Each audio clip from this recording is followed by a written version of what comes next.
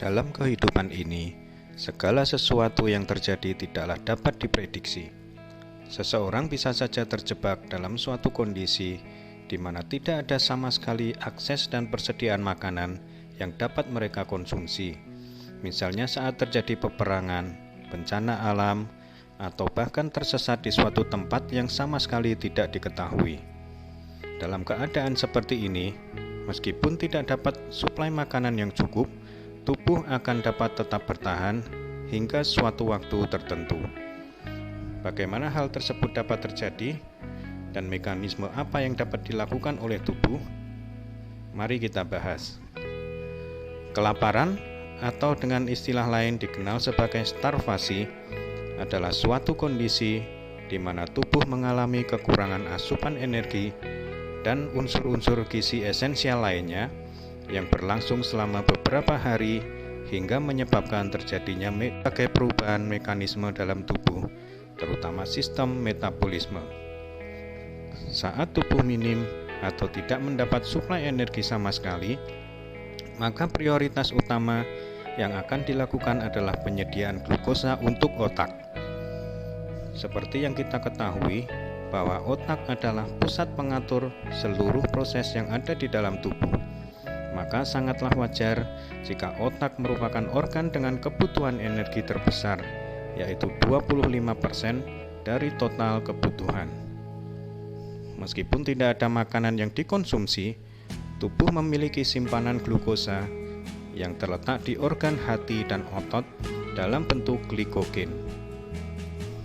Glikogen inilah simpanan utama yang akan pertama kali dipecah untuk menjadi suplai glukosa ke otak dan organ lain yang membutuhkan. Proses ini dinamakan glikogenolisis. Namun simpanan ini tentu saja jumlahnya terbatas. Hati hanya mampu menyimpan glikogen sebanyak 100 sampai 110 gram. Secara umum, glikogen hati ini akan habis terpakai sekitar 10 sampai 18 jam tergantung aktivitas yang dilakukan. Kemudian, apa yang terjadi ketika cadangan glukosa di hati sudah habis? Setelah proses glikogenolisis tidak dapat lagi dilakukan, maka mekanisme selanjutnya yang terjadi adalah pembentukan glukosa bukan dari karbohidrat, melainkan dari laktat, pirufat, asam amino, dan gliserol. Proses ini dinamakan gluconeogenesis. Proses gluconeogenesis biasanya juga terjadi di hati, namun juga berlangsung di ginjal. Proses gluconeogenesis yang pertama adalah pemecahan simpanan lemak berupa asam lemak dan gliserol. Proses pemecahan ini akan menghasilkan keton, di mana keton yang menjadi sumber energi pengganti glukosa yang dapat digunakan secara langsung oleh otak. Proses pemecahan lemak atau lipolisis ini berlangsung hingga cadangan lemak tubuh habis. Semakin hari tentunya tubuh akan semakin lemah. Seperti yang sudah dijelaskan di atas, bahwa kondisi starvasi akan menyebabkan terjadinya banyak perubahan pada tubuh, khususnya metabolisme dan imunitas. Kerja otak pun mengalami perubahan.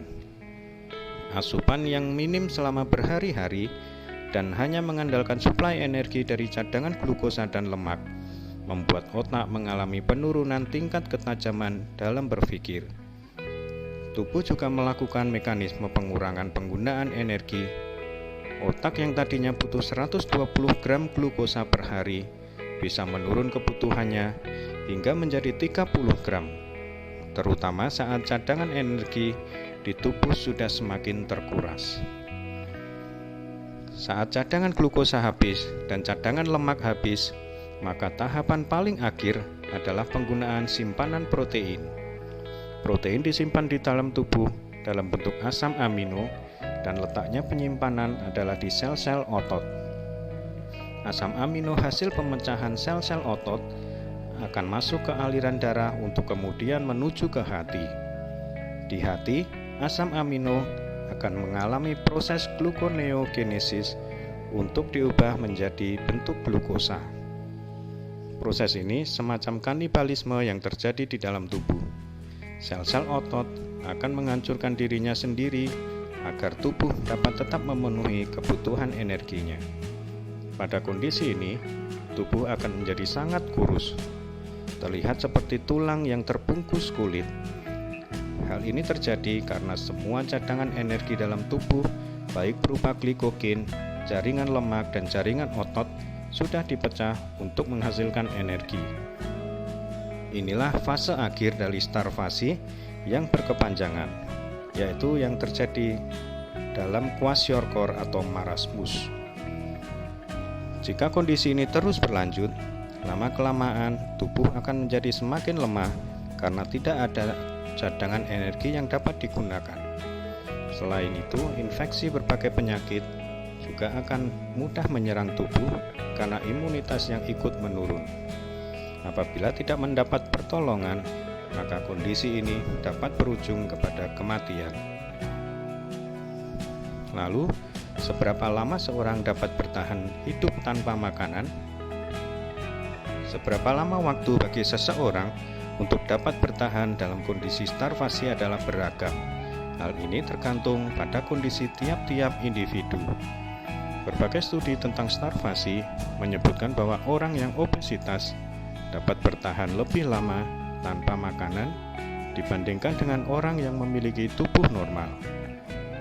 Orang yang obesitas dapat bertahan dalam 100-300 hari dalam keadaan starvasi, sedangkan orang yang dalam tubuh normal hanya dapat bertahan di bawah 80 hari.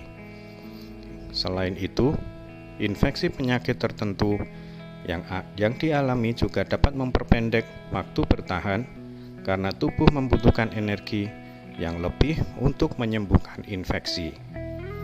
Nah, itu tadi pembahasan tentang seberapa lama kita dapat bertahan tanpa makanan.